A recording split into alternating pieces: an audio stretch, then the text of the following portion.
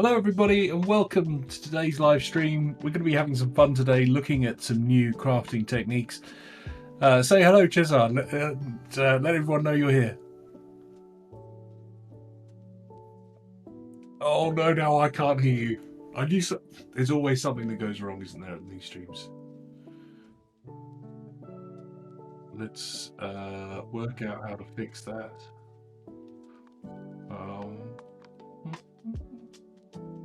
There we go. Say something now, Cesar. Oh, no, I am muted. Oh, we can hear you now, though. That's fine. And also, we've got a special guest today with us. So say hello, Mo. Hey, everyone. It's good to be here. While, the architects are diagramming, I'm here to support with, game design knowledge and theory whenever, is appropriate. Perfect. I'm afraid you don't have a name tag on here, so tell us a little bit about yourself, because you've recently joined Machinations. Right. So I'm handling game design relations. I have a really fun job where I talk to game designers every day and gather feedback. And from there, we understand, what's the best direction we can take Machinations in when it comes to, everyone's use case. Because, I have my own process as a designer, but the reality is, depending on certain things like scope of project or team size or genre, every designer has their own process. So how does that work with Machinations? That's what we're trying to figure out. And, hopefully we can go from strength to strength to strength. Perfect. It's great to have you. Welcome to the team. Now we're going to kick off. You remember our spin wheels from last time. We're going to be going through these again. I'm pleased you like the countdown, Piggy. I'll send that link out at some point to that model if anybody wants it. So what we've got here is we've got 12 different themes, 12 different settings, and 12 different game mechanics. Now, last time we went through and we did some idle mechanics, so I've cheated on this slightly now, and what I've done is I've reduced the odds of us having an idle mechanic this time to 0, just to make sure we're doing something a bit different and having some fun today. So let's spin the wheels and let's see what we're going to build today. Hopefully we'll be able to come up with some fun game mechanics and show you how to build these inside Machinations. So we're going to do a spy thriller of some kind. That sounds like lots of fun. During a world war, and let's see what the game mechanic we're going to pick. I think there's about 1,700 odd combinations of games that this will generate for us, so it's going to be different every time we spin this. A spy thriller. Cesar, have you played any spy thriller games? Spy thriller during World War is perfect. Yeah, it's perfect. I was thinking that, yeah, spy thriller with World War works just fine. Dexterity mechanics, that works even better. Perfect. So I can already see a type of stealth mechanic in there. Excellent. So what do you think we should start off with? Any thoughts on how you want to approach this? Well, so we have spy thriller, we have World War, and we have dexterity, right? So I'm thinking something where the player has to...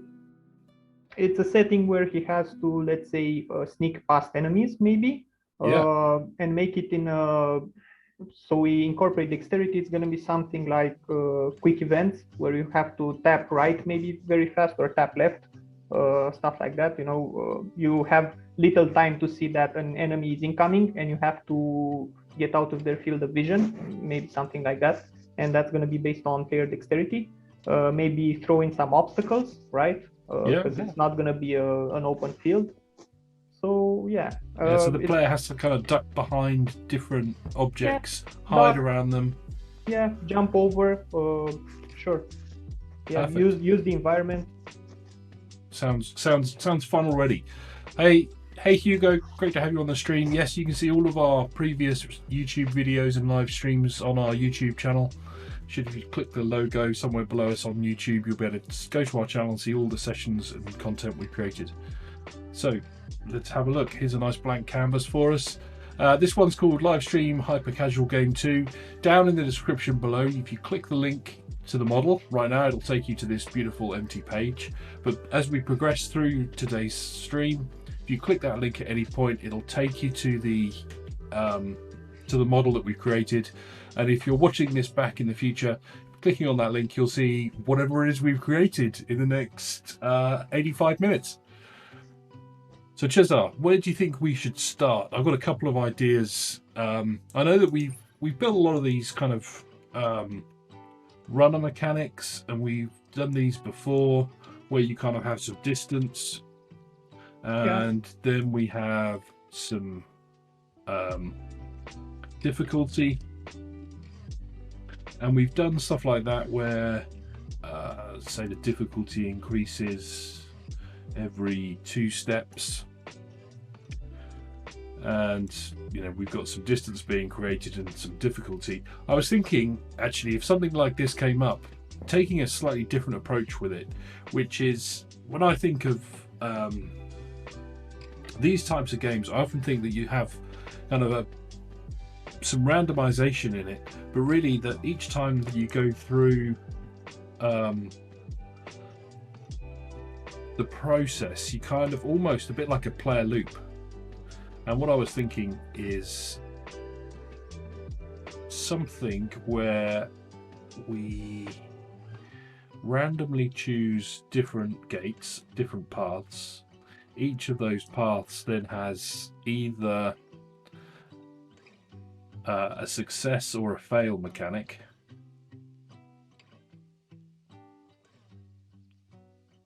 And something like this. When you start off in the game, you've got a really high chance of like a really simple enemy to avoid that's really simple for the player. And then as you progress through the game, different kind of pre-configured sections of the map kind of drop in, and it kind of randomizes which pre-configured section drops in. So when we're thinking about it as a kind of level design, we're going to build 10 or 12 different sections, starting off with really easy, and then as we progress through the game and we get further, harder map sections get dropped into the model. Okay, fair enough. So you want to design the actual level? Yeah, so what I was thinking, like, I'm trying to think of a good description for it, but like different blocks of sections.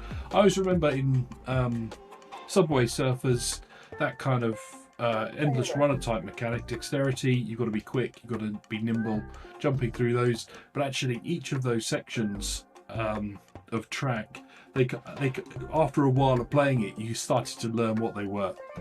And having some kind of mechanic where actually we come up with a difficulty for different types of sections, and then we randomly choose them each time. Yeah, my one question was, if you wanted to, I see you want to go for the endless runner route. One other thing to consider is we can make it so it has objectives and levels, like get to the end zone, and that means level passed. You get caught, it's level failed. So we can go both ways, as in survive as long as you can, or we can go the level route. I'm fine with whatever, just putting it out there. Maybe someone in the chat has some preference regarding this. But other than that, yeah, building a game should be fun. Should be a lot of gates, I imagine. A lot of different chances. That's what I was thinking, and then maybe this just loops back from our success back into this. Let's pop a single source in here. I think this makes a lot of sense, because a spy, they have a mission and they complete a mission. They're not always out there stealthing. So from an affordance point of view, I think it makes a lot of sense to have this loop. Yeah. And maybe we do something where we then can start to simulate player skill. So if they've played that particular gate a lot, or that particular section of map, players will probably start to learn it, so they'll probably increase the chances of them being able to get past it. Does this make sense so far, Cesar? You see where I'm going with it? For me, it does. I'm just wondering how complex you want to make the level. That's Well, I think for this, I was literally just thinking of each track section would just be another gate. Okay, but how many sections? I think that's something we'll have to work out as we go along. Get to the point where we can do some runs to see how long each session will last. I love that answer. Does that make sense? Yes, it does. But if we do it, okay, so the different gates are the different sections, right? And each section is going to be harder than the last. Does the player go through them in order, or is there a random chance he'll pick either? I mean, pick. Maybe he's forced to go through one. Maybe at some point you're forced to go right and you enter a hangar or something. Well, I was just thinking of that almost giving the concept of procedurally generated environment, but rather than it being truly procedurally generated, because that could be really difficult to program and test and all the rest of it, we could just think about 10 or 12 different sections, and we'll start off. Maybe we'll build some mechanics here. So you start off going into the easy map sections, and then as you progress, they gradually get harder and harder, and at some point you're dealing with all 12 sections, and some of these sections are going to be really, really hard to get past. Okay, and how many if we're structuring it? So are we going for levels or endless? I think levels. Okay. If we're going for levels, then I guess after a certain number of sections, a level should be completed, right? I mean, it should be more than one section per level, I guess. Yeah. Maybe not at the beginning. Maybe at the beginning we only have one section per level, but the further you progress, I guess levels should become longer. It is a hyper casual game though, so it shouldn't make it too long. You shouldn't have to spend 20 minutes to complete the level. Yeah, should be nice and simple. Yeah, should be fairly straightforward, just tap. Yeah, I guess we can do larger level means an increasing number of sections.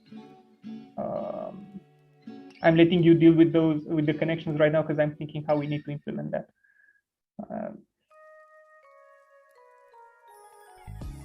Well, I was maybe thinking we could do some stuff around the difficulty, because if it's a brand new section the player's never seen before, it could be really difficult for them. But then maybe once they've seen it 10 times, actually then it becomes easier. They get used to it. They learn the game. Yeah. Then we should have a different, like what you did with player skill. That should be a global, right? Because the player's always gonna be good or bad people. There are people with better reflexes than other people, so that's something that's not gonna change. But the familiarity that they have with different levels should be specific for that particular level, right? It shouldn't be like a global thing. Each level should, every time they complete the level, they can get more familiar with that, a specific route. They should be more familiar with that specific route. Yeah. I guess. And maybe we do, if we added a source on here, make it passive, give it a trigger.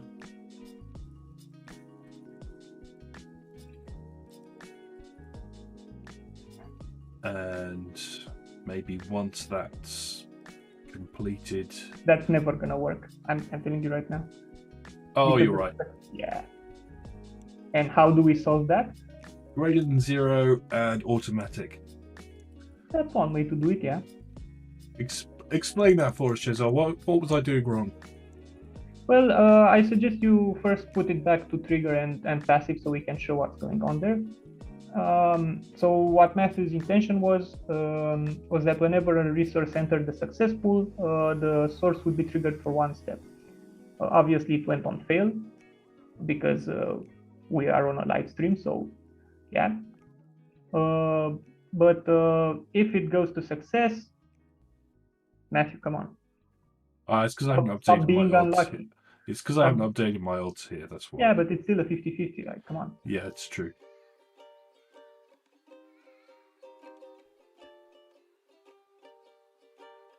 okay, basically whenever the resource enters success, the source should fire for one step.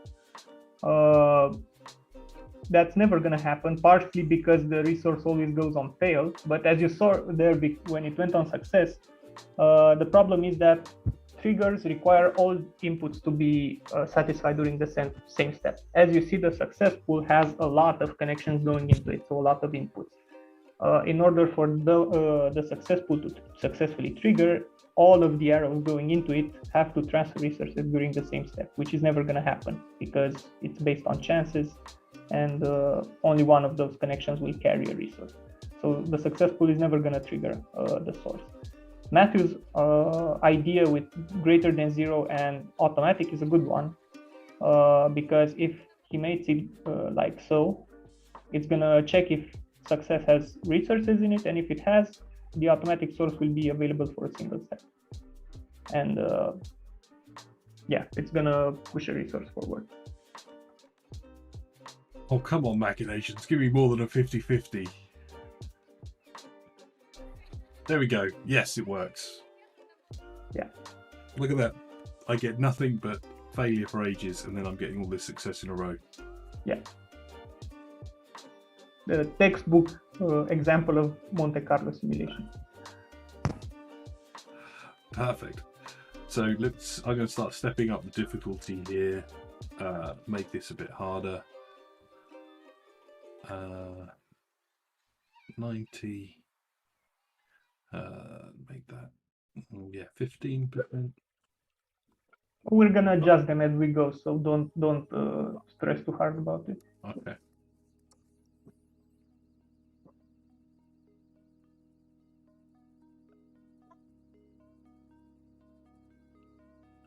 We'll do 20, 80. And I bet you I've made the mistake I always make in these streams, which is I've scaled up too early. It's not that big of a scaling right now, is it though? That's true, but I'm not going to do any more kind of map sections until we've got that. So we've got 7 so far. So now I've set those odds up. If I hit play, in fact, let's make this a different color resource so it stands out. We'll go for orange. Yeah, we should also make fail. Maybe generate a new resource, right? Yeah. We should also track levels failed, I guess. And I'm gonna add the source to track levels failed. I'm gonna show you another quick trick. Please do. So what I was doing before is I used a nice. greater than 0 and automatic source to solve for the fact that I can't use a trigger. This time I want to use a trigger, so I'm going to trigger Cesar's source there. I'm going to put the star into the properties panel. Now with all these connections, I'm going to point all of these into a gate first. And what this is going to do, it's going to mean that once I finish, there's only one connection going into the pool. And this will mean that as only one connection has to be satisfied, so adding that now, I can just have a 1 on it.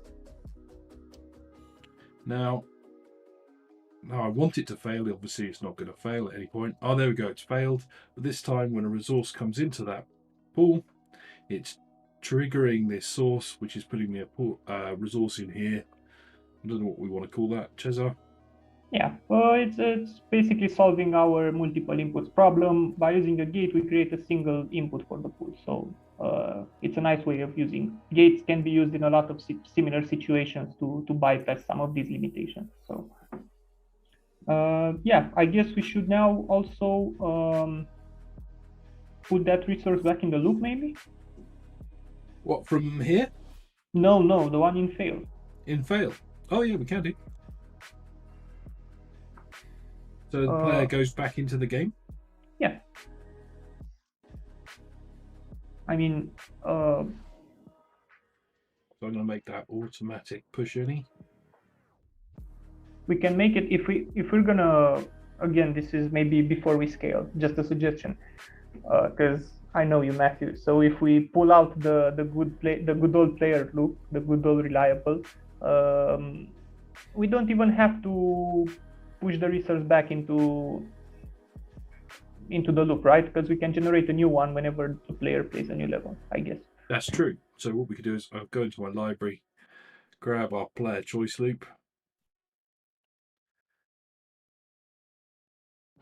and this time what I'm going to do is I'm going to use this as well as triggering a source to track how many times the player's failed. I'm going to aim this at our gate up here. Nope, I'm going to do it this way instead. I'm going to do the state connection into that. I'm going to make this passive, loop this so it's slightly neater. You want to talk about the loop first? Just a bit? Yeah, sure. So anyone that's seen any of our streams before, we quite often end up using a loop like this. I can give it a red resource. Quite often it's a bit of an understatement. Always. Yeah. Well, I think whenever we're thinking about players and player choices and players having different options in the game of what they could be doing next, I find this loop really, really helpful way of just quickly kind of templating out what that could be. So this first one, I'm going to call this start game. I don't know what these other options are going to be. Oh, we'll see later. It doesn't matter. We should switch the chances to 0 for the rest of them. I'm going to do that. Okay. So at the moment we can only start a new game, and we'll figure them out as we go, as we add more things. Perfect. So what this little construction does, we have a source, we have a pool, then into a gate. My source is set to on enable, so when I hit play and start my simulation, it's going to fire out one resource. I've picked a red resource just because it looks pretty, and this resource is now just going to go through my loop. And as we progress and as we start to add more options and different things that a player might be able to do inside the game, we then create different loops for it. Now, if I make this passive for a moment, what's going to happen now? The player's going to come into start game. We could then use that to trigger our source that's going into our game. So if I zoom out a little bit, it's greater than 0. It's not triggered. Oh, well spotted. So now when I hit play, my pool's going to come into my start game pool. The player's going to go through, they're going to do something, but the second they come into the fail pool, it's triggering this gate, which is then moving the resource back round to start another level. Yeah, and that way we don't have to put it back into the loop. We can do the same for win. I'm not sure if we want to count consecutive success or not. Maybe we do. Maybe. Although we do need to count. Wait, no, it's fine. We do need to count consecutive success because we said that it's gonna be more of those places to complete a level, right? It's not just the one. So you need to pass multiple areas to complete a level at some point. So we're gonna need to count them in succession. True. Just had a quick idea, just to kind of explain this. What I had in my mind here, Cesar. I know what you had, but yeah, explain it to me. So what I was thinking is, it starts off, you just go into the first section, then if that's pool is then greater than, if that pool's greater than 0, we're gonna open up the next one. Yeah, well, after you put the second one, we can play and show what you mean, because it's gonna become clear for everyone. Actually, I've got to do all of them, otherwise they'll be available without a condition. Then you're right. You start at the top. Yes. So that's then going to be greater than 2. Oh, but now I have to count. Oh. I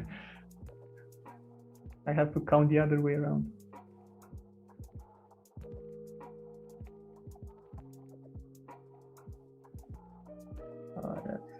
Okay, so this is greater than 4.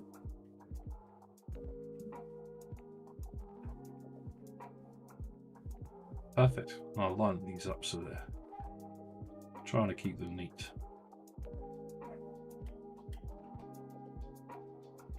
Perfect. So now when I hit play, you'll notice all of these are grayed out apart from our starting map section. Player goes through this. The more success they have, the more map sections that are opened up. The second they come into the fail, let me slow this down a bit. It's going way too fast today. Yeah.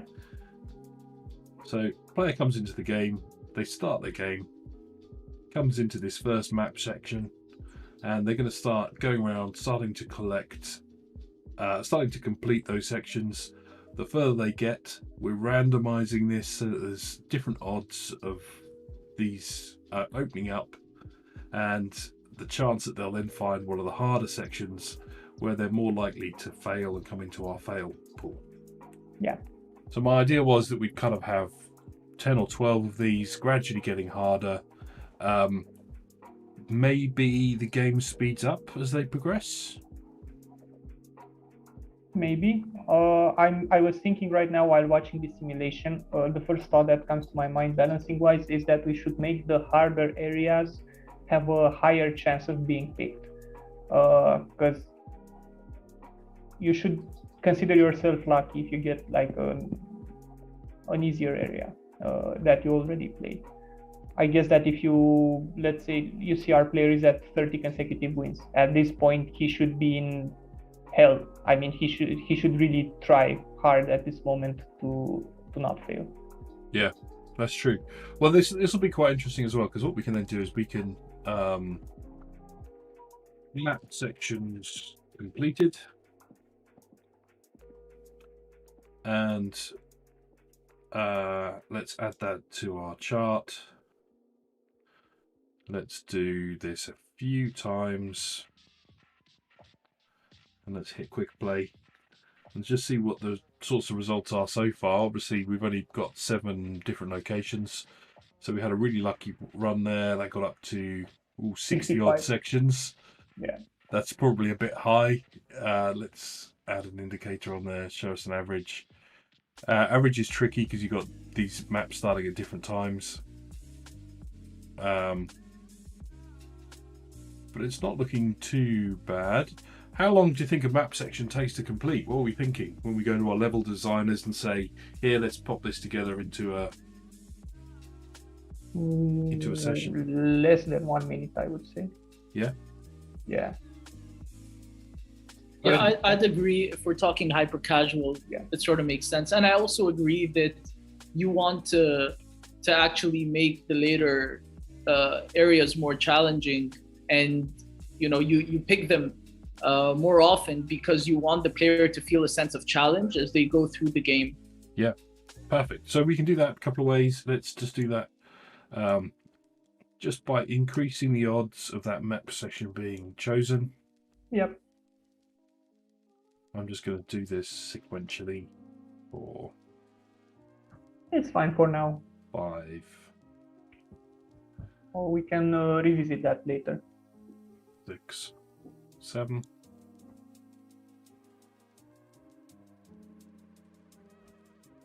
And let's do another 5 quick runs. See what that does to our odds and how far players are getting now.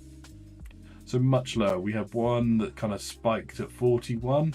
Yeah. But actually most of these are much lower. We're getting much lower average between those two. Yeah, and this is not even the complete. Yeah. Right. We still need to. Yeah. Well, we could also do it so that it's not just 1, 2, 3, 4, 5, and then the odds increasing. We could play with that as well, so that when new map sections are then potentially randomly selected. Yeah, we can make it so if we're making it level based, we can make it so that when your level increases, it doesn't always start with an easy area, right? You can start off hard right from the beginning, I guess. Yeah. Great. So where do we want to go next? Well, I think we should put our level system in place. What does it mean to pass a level? What are the requirements to pass a level? What does the player get? What does the player get? Yeah, fair enough. And what does that mean for your overall progression in general? Yeah. Yeah. Since it's hyper casual, the rewards obviously aren't gonna be much. kind of the gameplay is the reward in itself, kind of. But yeah, you should have like at least some sort of metric that shows how well they did during the level, right?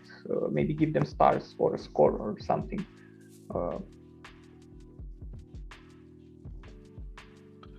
I thought I'd better just. If you're typing anything in there, you want to zoom in on that. Yes. I was just going to write what we're actually doing. Okay. I never remember how to move down into the next row. There it is.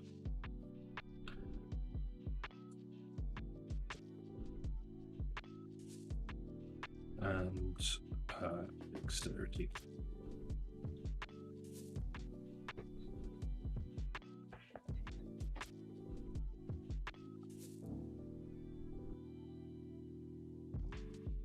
We need to start thinking about the dexterity mechanics, and I think, you know, and also mission types, you know, that just sort of hit me, you know, what are the mission types? Because, you know, if you're sort of like diffusing something, then maybe you need to be more precise. Whereas, you know, if you're sort of like taking out someone, maybe you need to be more fast paced when it comes to quick time events and, you know, doing the right combos. So yeah, precision versus speed, maybe these are things we can think about as well.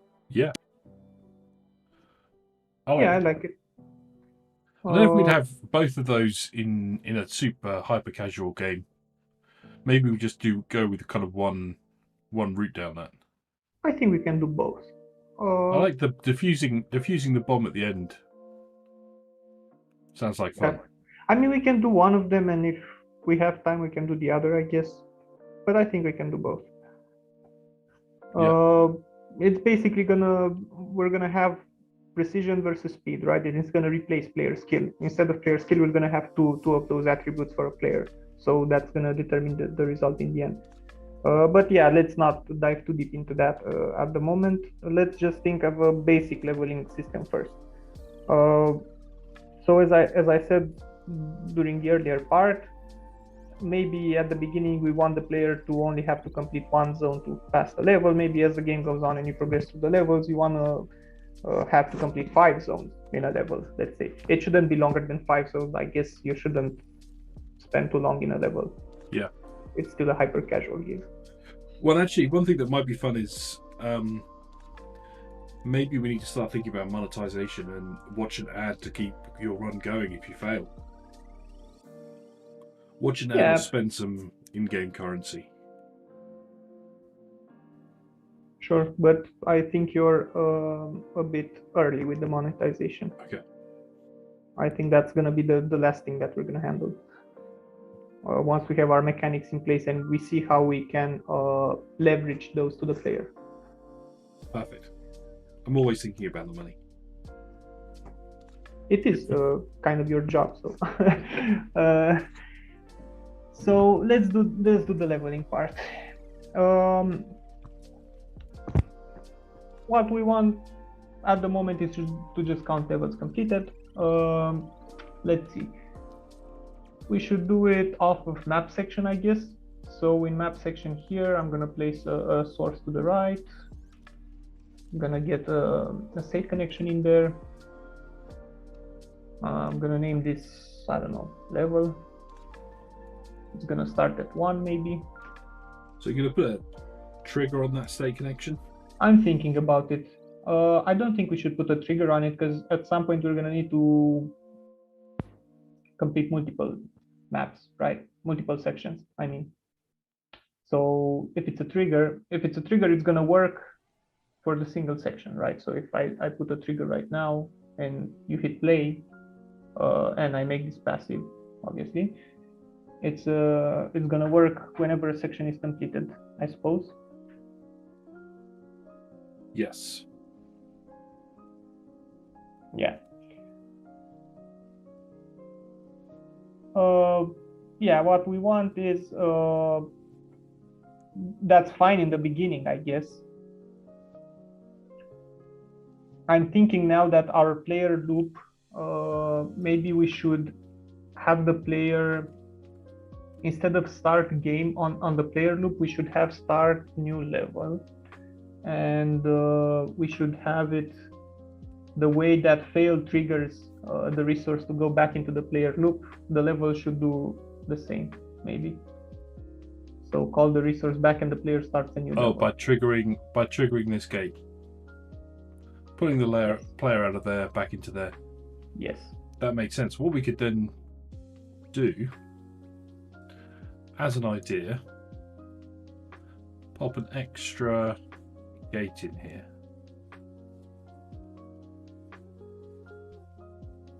Going to make it a deterministic gate.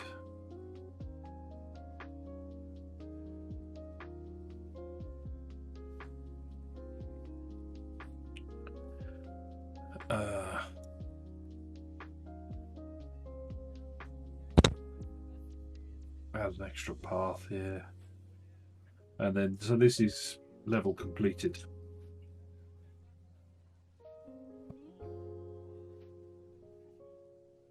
I'll just put that at 0 for now, just to show you what I was thinking. So when we start a new level, this one's available. Then once we reach a certain criteria, we turn off this connection, turn on this connection, so that the resource comes into level complete. So we've got two outcomes of our game loop, one of which is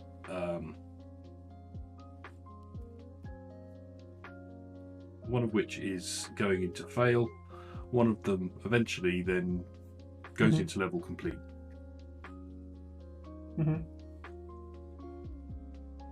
Then a register is going to keep track of map sections per level.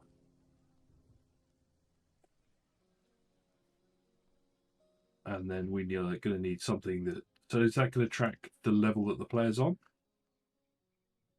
Yes. So let's grab that, pop that into that register as the letter A. Try and route this beautifully around all of this.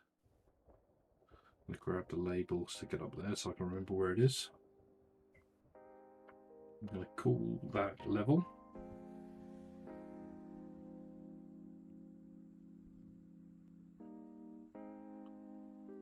Yeah, you want to do it in a lazy way, just, I don't know, add an extra one per 10 levels, but never more than 5. Yeah. So it's gonna look something like, it's gonna be, so 1 extra per 10 levels. Not really sure what the formula should be.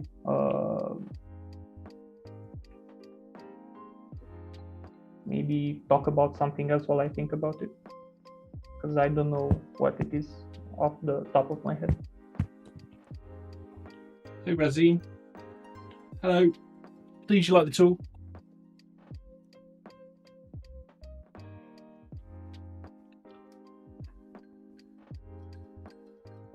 I'm still not sure if that level thing is the right approach. I mean, if we do your way of having level completed, then we don't need the one on the right. Yeah.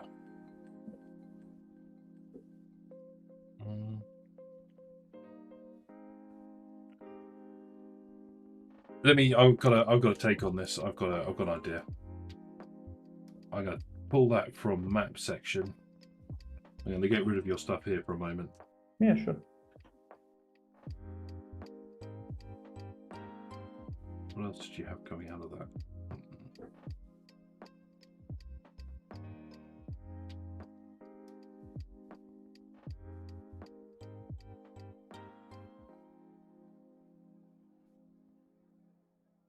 And what I'm going to do is I'm going to have this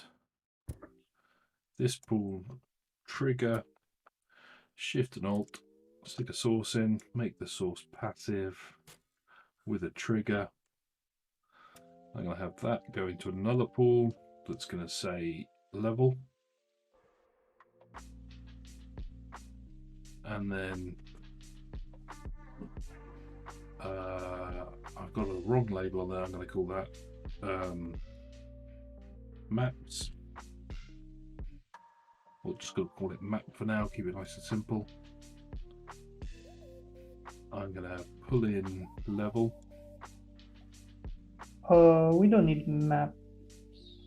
Oh, I've got this. So I'm going to delete your beautiful formula.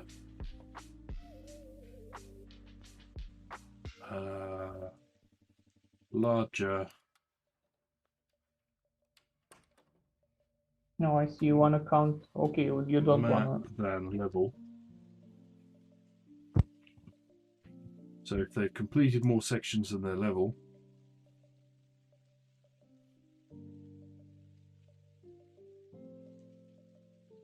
I'm going to do a. Oh, this is where I always. It's going to produce a. So if the map has got larger than the level, it's going to mean that it's going to produce a 1 once they've completed it. So this connection is going to be greater than 0, and then this one's going to be less than 1. So let's test that out and see if that's going to do what I think it's going to do. So player comes in, they start a new level, triggers the resource goes around. Hey, look, I've completed that level. Oh, I didn't put a 1 back in there. Let's try that again. So my resource comes in, starts new level, triggers my source, goes into the gate. Our map section is then 1. This is then true. This triggers my level, and I want my level. I'm looking now if to trigger the gate back again to kick that off for the next level. I'm looking that it takes 1 extra step. Like you complete two parts. See, you do it 2 times before you. Yeah. That's what I was looking at. I think I'm kind of alright with that. They get 1 extra map section to complete it.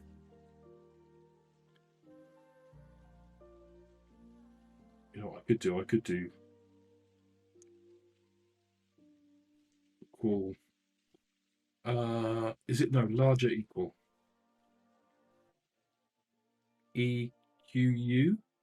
No, you. No, you. Larger equal. Yeah. Oh.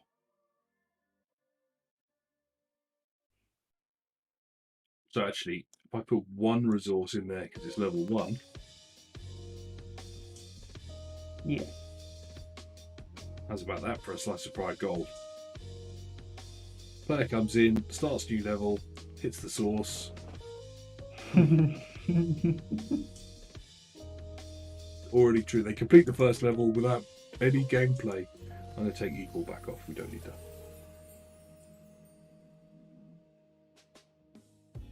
Player comes in, starts a new level. They go in, they complete the first section. Level complete. That triggers that to increase it. That knocks it back around. We start the new level. Oh, but we didn't do a drain.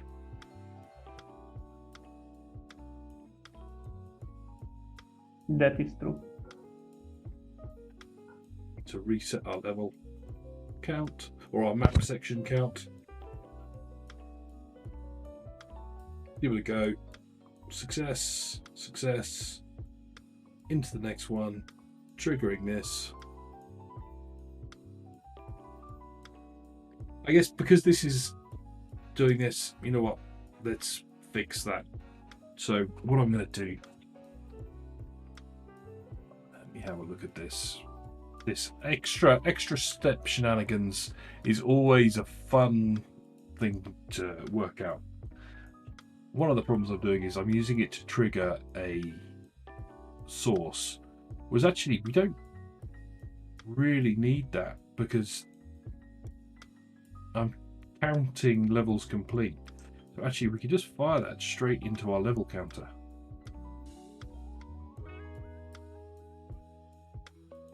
I thought I was going to have to do something more complicated with that, but actually...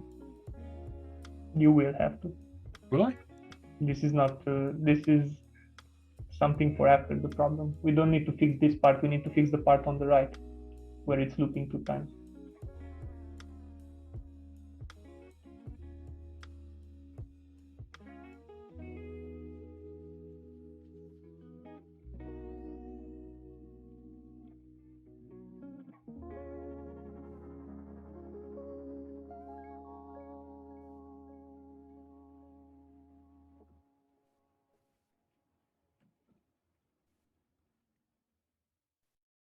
Let's see, so they now need to complete 4 levels. Why is that going straight back up there? Oh, the reason being I can't spell level.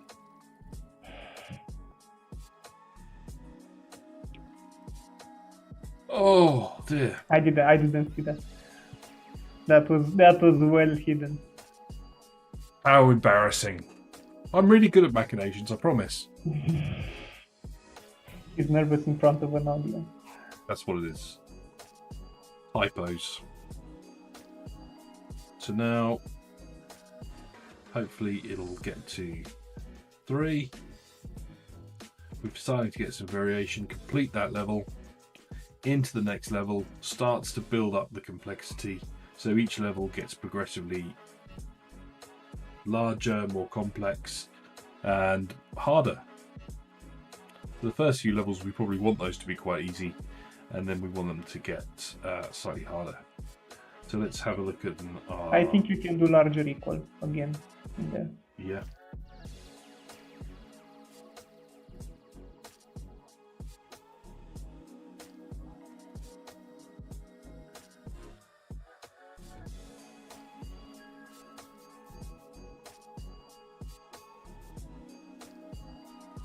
Right, let's have a look. Let's do some quick plays.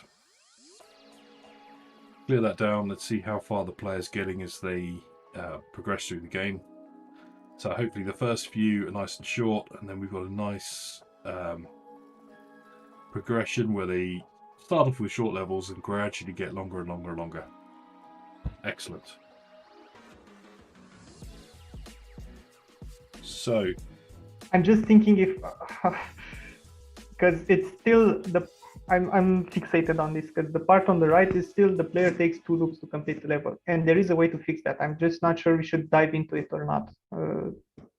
If anyone, like, this is an interesting mechanic to show, I feel like. The part with success and map section completed, right, on the bottom right, if you can zoom in on it. Yeah. So basically what happens now is that it takes, from the moment it gets to success, the resource gets to success, it takes 1 extra step to turn that into a map section completed, right? And that extra step's not very heavily at the moment, but it kind of screws us because it adds 1 extra step every time, 1 extra section that needs to be completed. You want me to fix it? Huge. I would fix it by making it all in a single step rather than taking 2 steps. This is just something I want to show because I've seen people ask me these kinds of things in the past. How do I make this so it only takes 1 step instead of 2?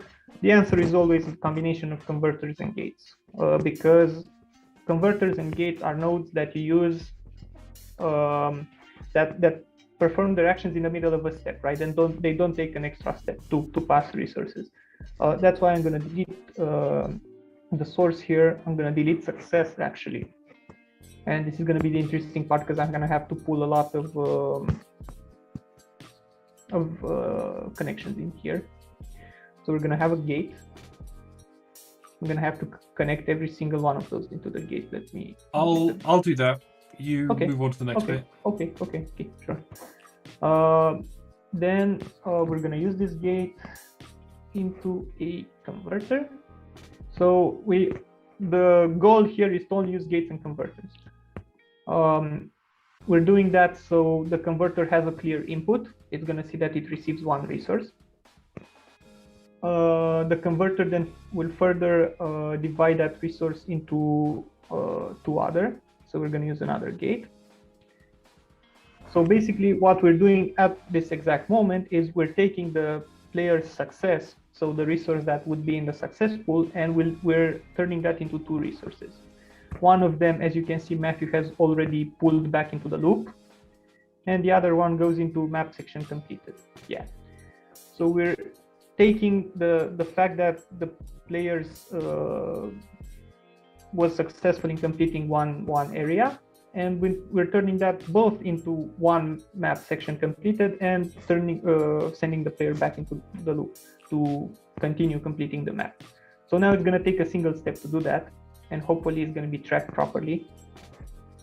The extra step, I think, should be eliminated now. Right, let's have a look. If not, then it's going to be really lame, but yeah. Perfect. The only... Yeah, the formula, I guess, needs to be... So I'm going to take that equal out. Now... Hello.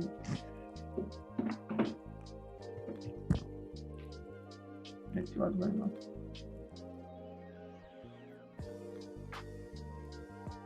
So that's hitting there straight away then. So actually maybe one map section, maybe that first game's a bit too short. So let's do number of map sections is, let's do a couple of extra per level.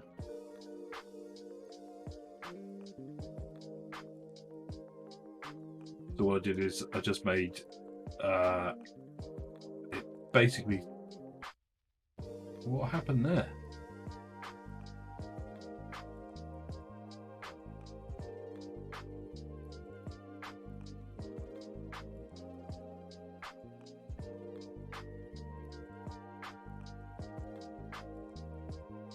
Broken something here, Joseph. I am looking on my side because I don't really get it myself. So the map should be 3 before it hits that route.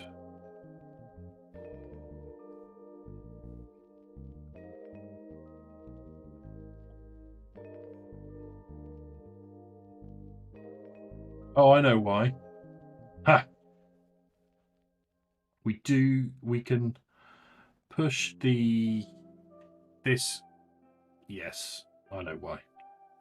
The reason is, what's happening here is we're pushing the resource through the same gate twice inside one step. And gates can only do one thing in one step. You can't repeat them. Yeah, okay. So although we want this resource to hit here in the same step, we don't want the resource actually coming all the way back around into the same gate twice. So we do need that pool there. So here we're triggering it. This resource comes into here, splitting into 2, map section complete. Back around so that we've got a step. That time they failed. Let's reset our game. We're going to try again. So we're starting that level again. There we go. Now it's beautiful. But once they get to 3, then they can complete that level. They can move on to the next level. Yeah, but we should revise that formula because now it's going to be 6 for the next level. And yeah, that's way too long. But is that too much?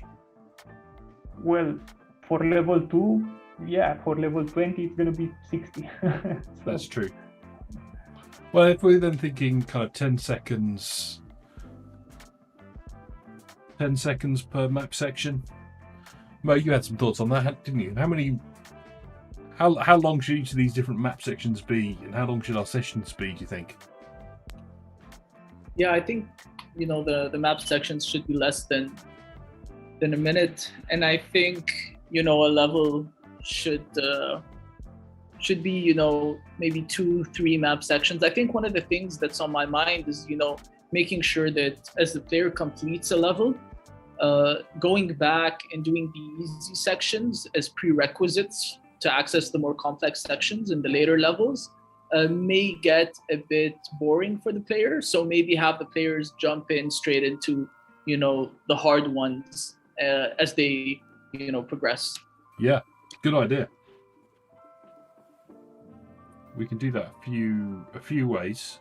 Let's yeah, do it's it's a very easy one. The easiest one is just to condition it from the level. After you hit this quick place or whatever you want to do right now, we can. Well, I was just going to do some quick plays, have a look at how long each of these games are so far. Start off nice and low. I don't know how many games I'm running there. Lots of games, but it kind of starts off lower, starts to progress, but isn't really getting into. We've got a couple of extremes that are going really high. You could have plotted levels to see how many levels. Right. Oh, that's a good idea, Chisel. Let's show that in the chart.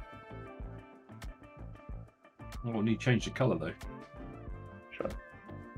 Let's do that a nice red colour so it stands out. Then what I'm going to do is I'm going to change this so that it's using the right scale. Let's do some more quick plays. So the reason that I'm doing this and I've put it onto the right scale is because put it on the left scale. Yeah, that's they'll get it in a second. If I put it on the left scale, because we've got different scales of this, it's not too bad on here, but you put it on the right scale just means it gets its own axis and you can have a better view of it. So actually, looks like it's quite good early game, but we're getting really quite hard in the later game. It's probably a bit much for a hyper casual game. We probably want to think about making that slightly easier, maybe. Yeah, that's probably because I've got this ×3 on here. That's the complexity on it, yeah. The fact that they have to complete a lot of them. What's it like if I just do that without anything? So it's. I think nothing's gonna happen if you don't drop the parentheses on level. Or it does. Oh, it'll still work. Yeah. Okay, that's looking much better. That's much better. What's that? Like level 13, 14? Difficulty curve, yeah. Yeah. Actually, what might be handy is just to count up how many games we played as well. So I'm just going to chuck another pool off of this same source. Rather than it firing into the loop, I'm going to call this games played.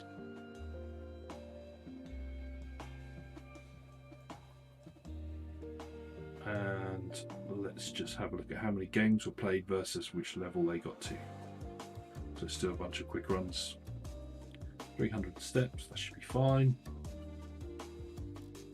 Oh, it would help if I added it to the chart.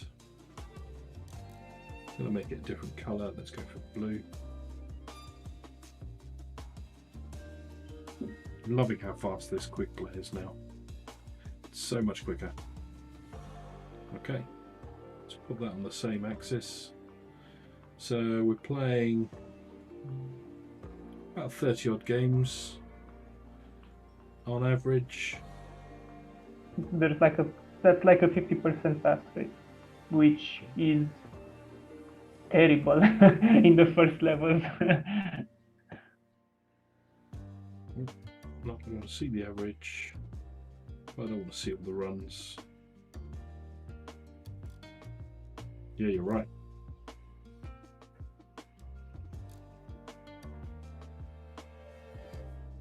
So it's nice and easy at the start, but it starts to get harder. 50% success rate. What do you reckon, Mo? What success rate would you like in your hyper casual game? So here's the thing about hyper casual games. I think for a really long time you have to give players a sense of accomplishment, and then in the later levels you really want to amp up the difficulty and make sure that maybe it's a bit too complex for what we're doing here, but that there's a dependency on a power-up system, right? So whether you're using boosters or items to help get you through the level. So in the early game, you want the player to feel that they can go through this alone, and then you really want them to be invested enough so that when they can't get through it alone, they begin using these items to get through. So yeah, it's more about having a dynamic difficulty system, I guess, if that makes sense. Certainly does, yeah. It does, yeah. There are a fairly number of games that both Matthew and I noticed that act as if they have sort of a difficulty loop. They give you 4 easy levels and then the 5th one is just hard. And if you get past that, a couple of easy levels follow again, so you kind of relax, and then a hard one hits you again. Yeah.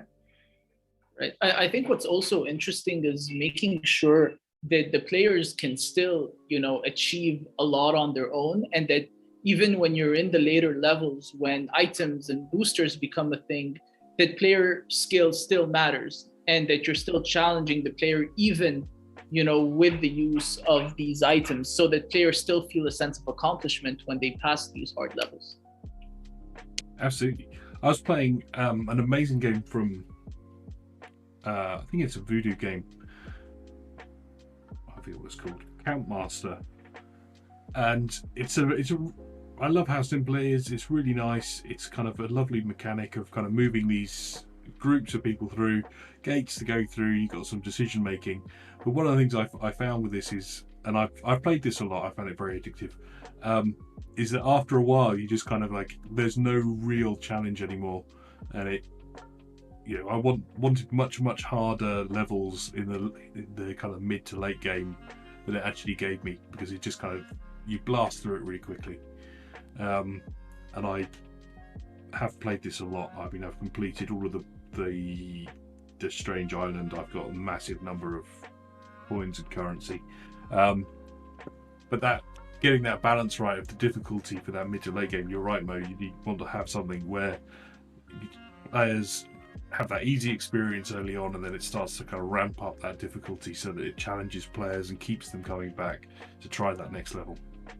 I'll actually touch on one last thing, which is you also want to make sure that, it scales appropriately. I see a lot of games where, they get to a point where they think the player should be invested, and then, the difficulty massively spikes. And, that's not good for the experience at all for the player, and it sort of puts the player in a corner where I've invested some time into this, and I sort of feel maybe betrayed, in the sense that the game is really cornering me to either spend time grinding or to pay to win. And so you have to be very careful about those difficulty spikes as well. Yeah, perfect. So we've got this, our curve is, we're getting to about level 6, and it's already starting to get quite hard, and then kind of once we get right up here, it's super hard. So we've almost got a 50% win rate. In fact, let's add that on to Machinations as well. Let's track our rates. So I'm going to grab a games played into a register, levels played. So then I'm just going to do a B divided by A, wrap that in some brackets, multiply that by 100.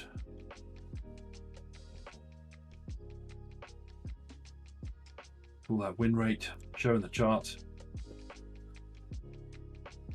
I think you do B minus A, because sorry, not B minus A, B minus 1, because level starts at 1 and game space starts at 0. So yeah, but also give them brackets, otherwise it's going to divide the 8 to 1. Yeah. Thank you, Cesar. No problem. Let's see if it actually, because at the beginning you're going to be dividing by 0, so it's going to be weird, but let's see what happens when you get one into gameplay.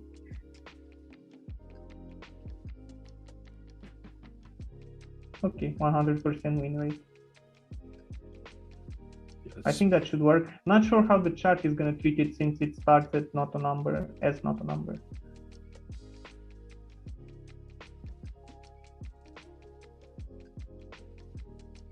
I'm going to move these onto the left scale, left scale, left scale, put the win rate on the right scale. Let's see what that'll do.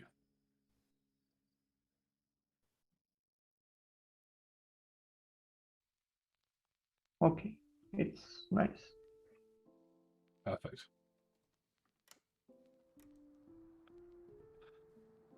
So it's a bit funny because it's going between 100% and 50%, because there's different timings of exactly. When it comes into here and when it comes into here. So you get the game played first, and then the level increases at some point.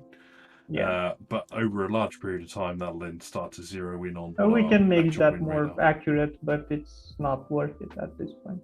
Yeah.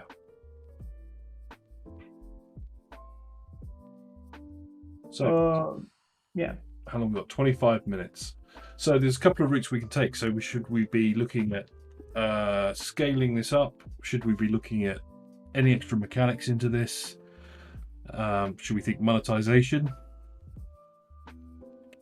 Mo touched an important aspect, which is boosters, right? Yeah. So I guess we can look into those. Well, should the player receive some kind of currency for completing these levels or these missions? We haven't got any currencies in here at the moment. Yeah, we can have it, but are you thinking that they should be able to buy boosters with soft currency as well? Potentially, don't know. What do you fancy? We could do a soft currency, a hard currency. We could do hard currency for sure. Boosters that they just unlock for real world money.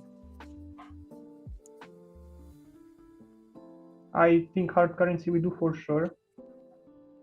Soft currency we can do, but unless we spend it on anything, I don't know if we should do it right now.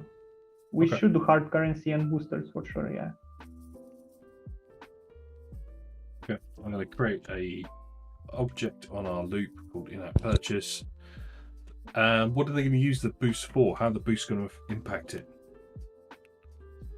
Well, a simple way to think about it, especially in Machinations, is the way we have pass level on percentages. The boosts are going to increase those percentages for pass, right? That's the easy way. If you want to think game-wise, maybe you receive better shoes that give you extra speed during the mission or stuff like that. Maybe you get the ability to slow down a quick time event. There are a bunch of boosts that you can give players, right? But thinking from a Machinations perspective, what that boost is going to do, it's going to boost your chances to win that level on a very basic notion. I had a thought, and I wasn't sure if this is a route we could go with this model today, but where we've got the odds of each map section of being passed or failed. So here on this gate, say we call this the next level, and we give it a 40% failure rate and 60% success rate. It's quite a hard section. What we could do is we could have a look at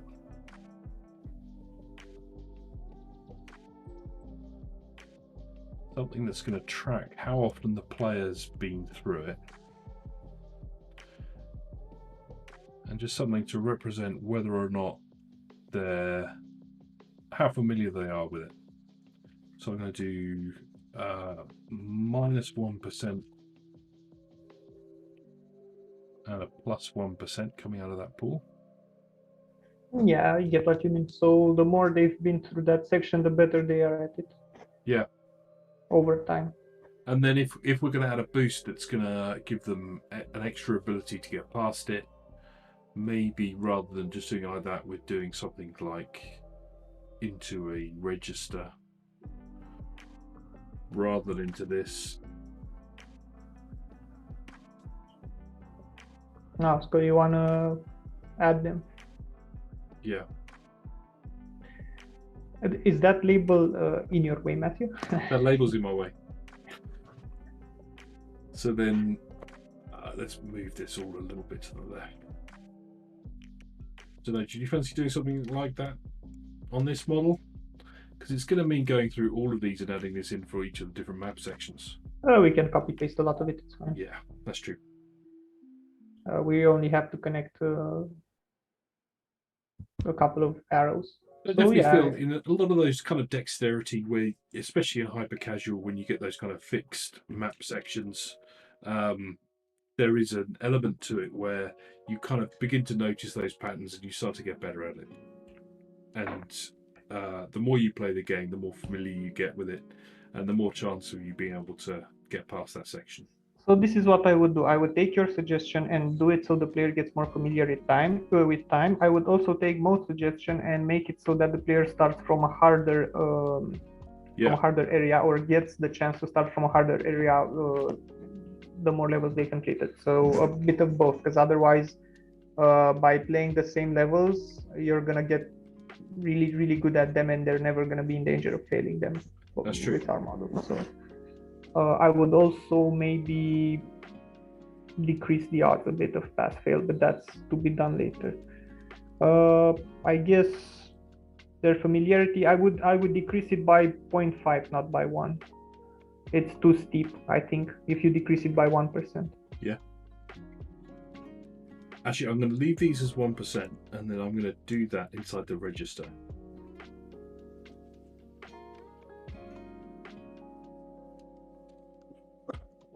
Just for that. Okay. I'm going to leave it like that, just because if we then start doing something with... Yep. Well, I left that automatic, that's good. That's fine, it showed what's going on. So here I hit play. It's just going to do that. It's going to impact these connections. Am I going to have problems with these being turned on and off? No, I shouldn't. Yes, you will. No, I won't. Oh no, you won't, because you'll have the gate triggering it, so it's fine. That's true. So the more the player goes through that level, the more familiar they get with it, the more chance of them being able to complete that level. Beautiful. As well as having harder levels, each of them gradually gets, the player gets more familiar with them. The reason I thought we'd do this in a register is so that if we want to add a boost mechanic, we can just link that boost mechanic into the register and then have the register add a number. So if a boost was another pool, and let's just call that boost value, that could be pulled up into that register, connect that in, route that somehow.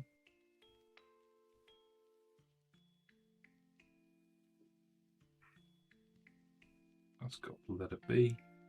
I'll leave it at B. And then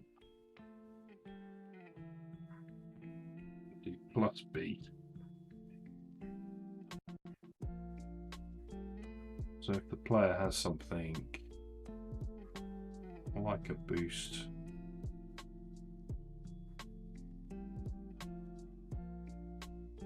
let's make that interactive for a moment. Let's say the boost adds 20% chance of it being able to pass at each section. I hit play, add that in. I'm going to add a interactive drain on it as well, so I can test out my logic. So I won't have that one. So this is going to be in there yet because we haven't had a condition from our map section complete. So every time our player comes through it, it's adding that up. It's gradually making you want to it zoom easier. in. You want to zoom in on that. So each time our player comes through it, through this gate, it's kind of, I've got the play speed nice and fast, so it's just whizzing through at the moment. But every time the player comes through, it's going to add one more into their experience of it, increase the percentage, make it higher chance of them passing it. Then if I trigger my boost value for a moment, that's going to give me a great big jump. We could set for how long that boost lasts. Maybe it just lasts for one mission or a number of map sections. What did you think? One mission. One mission? Yeah, I agree with that. So they get the option to use a boost during that. So I'm going to make that passive, and I'm going to trigger that from both our fail pool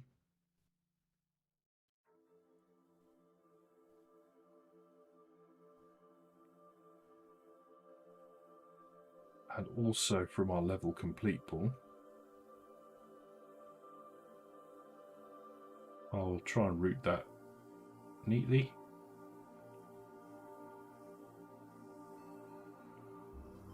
Pop a trigger on there.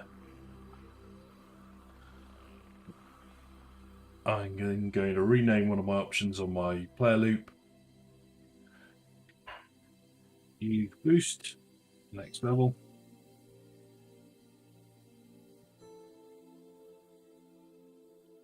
And then we're going to make some in-app purchase process to buy a boost. Yeah, the bundles, offers, sure.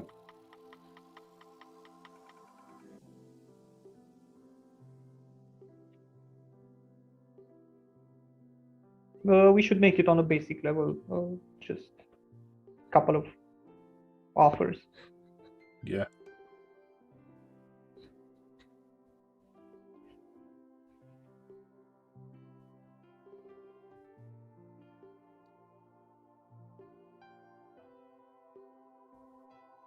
I love this trick of just using that double click to add another pool, just because it gives me the perfect spacing.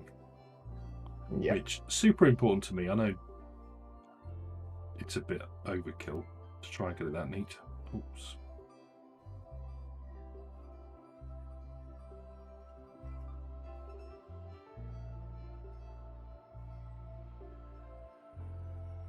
Oh, it's not lined up. So I'm going to buy, what do you think, 1, 3, or 5? Sure. 5 boosts. Randomize that.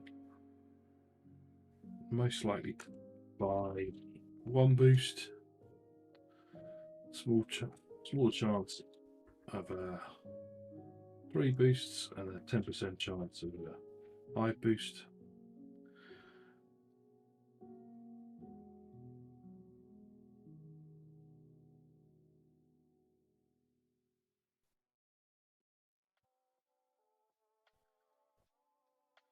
So while I'm doing this mode, you want to see if you can find some pretty images that you think fit our game.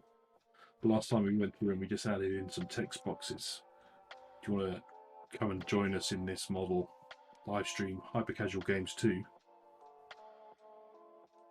Yeah, you can find it in our teams folder when you open. Yeah, I'll look into that. So what I'm going to do is I'm going to add 1 pool.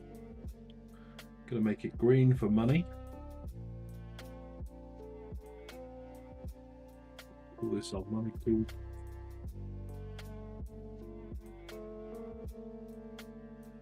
That's a state. Yeah. It's going to cost $1, $2. Sure, and 3. Let's keep it simple.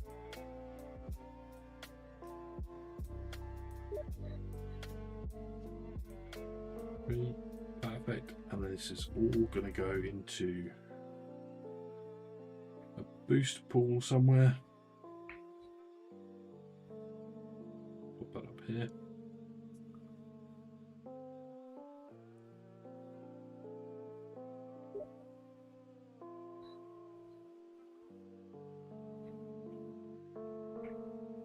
Somebody just made a bleeping noise. No idea what it was.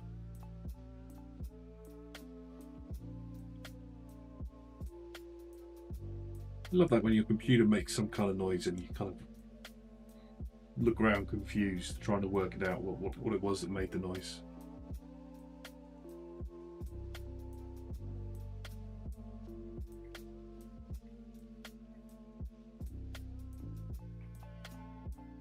Now I'm going to use this so that use boost option in our player loop is only available when it's greater than 0.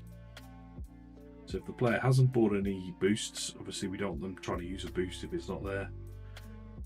And what I'm going to do, yeah, is take the boost value out of the available ones.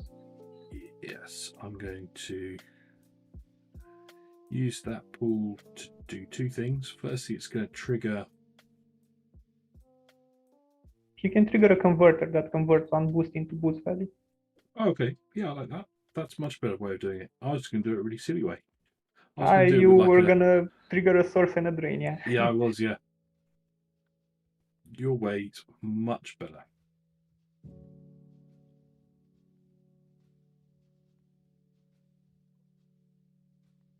Let's make that 15. Sure. This is going to trigger this. Oh, one thing is we don't want the player to use multiple boosts, probably. Yeah, we can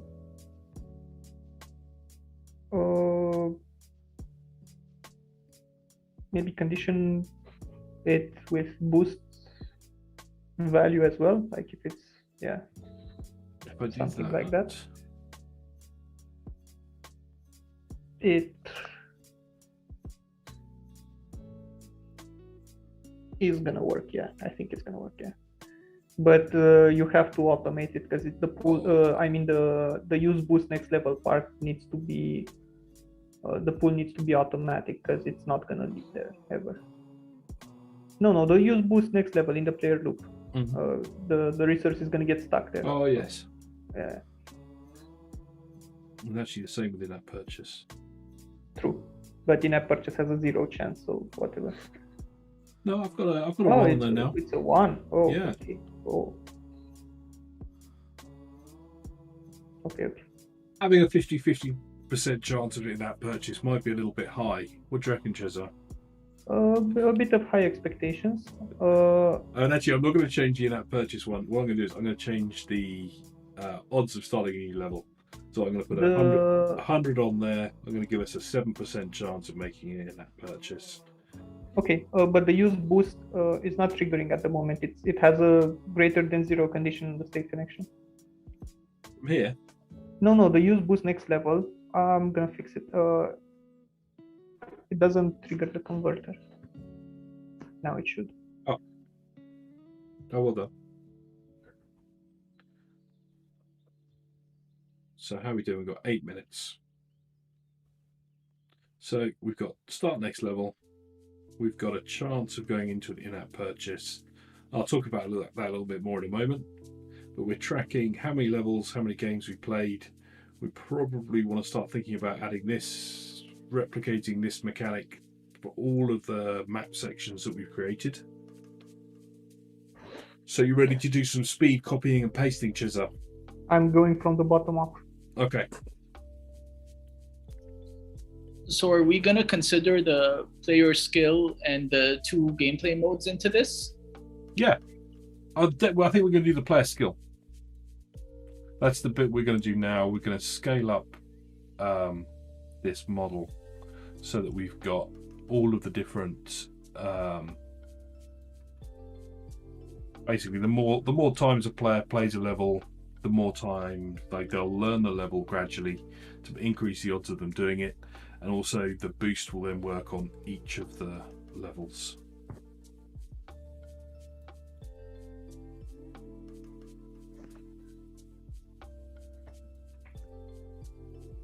We had greater than 5 there, so I'm going to make it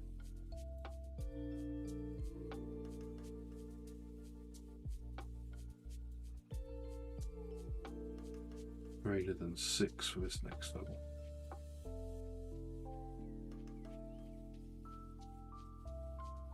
See if we can get to a point where we can do a quick run by the end of this and start testing out our game routes. Ooh.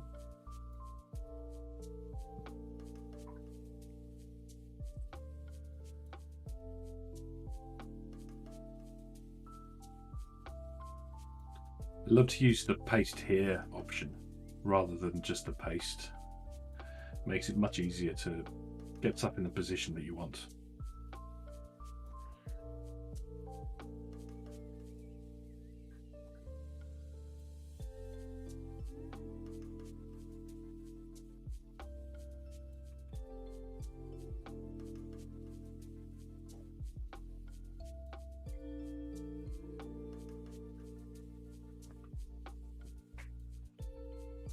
Have you found us any pretty pictures? Mo. He's by the way, he's not in our team. Oh, You said he just joined, so this is not yet invited. I'll sort it out after the stream. does that mean I'm going to have to find some pretty pictures?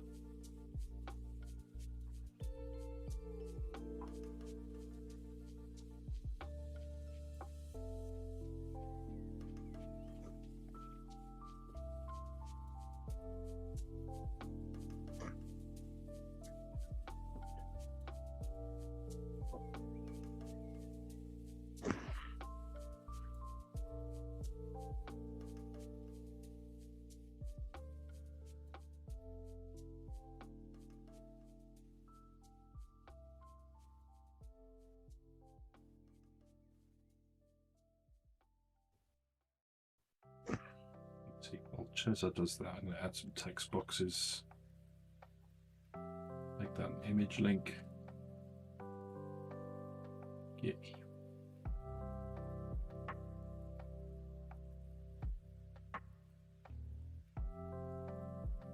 We're thinking like concrete-y, World War II.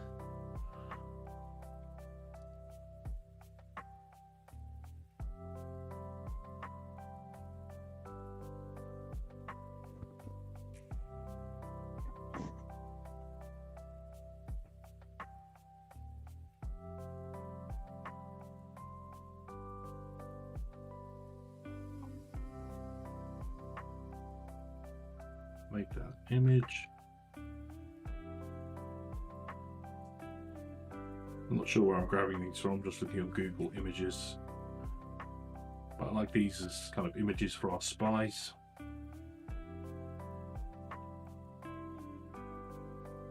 Rest up, they're going to sneak into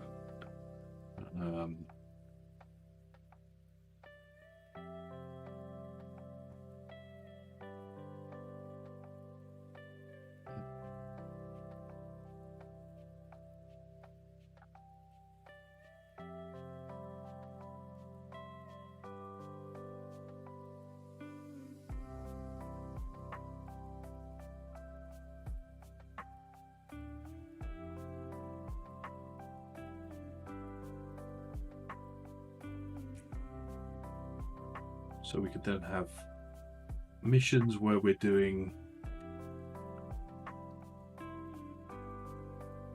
and we could kind of alternate it for the missions where the missions use the same mechanic, but we could change the sprites each time.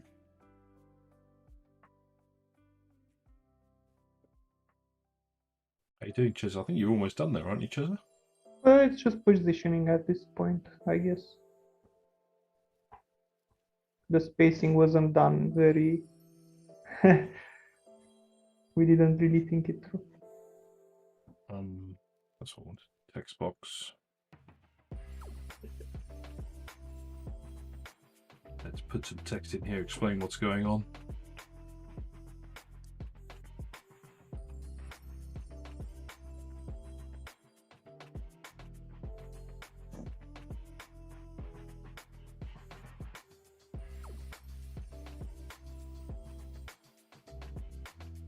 I think after the stream, once I have team access, I'll go into the diagram and also spruce it up as well. Perfect. So you ready for me to do some quick runs, Chesa? Yeah, I'm just dragging nodes around. You can do whatever. Perfect. So let's do a couple of quick runs. In fact, while I do the quick runs, I'll do an animated play as well. So here we go in to start new level. We've got a small chance. The player took that chance this time of buying some some boosts. I've got a really small chance of the player using those boosts, so I'm going to increase that slightly. And I'm also going to give the player a boost to start off with. We're going to teach that player that mechanic.